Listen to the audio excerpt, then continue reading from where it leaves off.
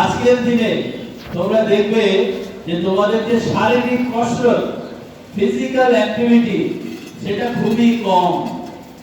মানুষ কিন্তু আদতে একটি প্রাণী, যেমন বাঘ, সিংহ, গরু, ছাগল, সেরকম কিন্তু একটা প্রাণী, যদিও বুদ্ধিমান প্রাণী, শ্রেষ্ঠ প্রাণী।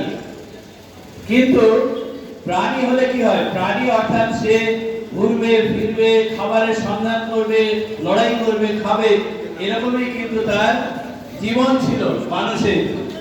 কিন্তু মানুষ বুদ্ধিমান, তার ব্রেন কাজে লাগিয়ে মানুষ কিন্তু জীবন অনেক সরল এবং সহজ এবং বিলাসিতাপূর্ণ করেছে।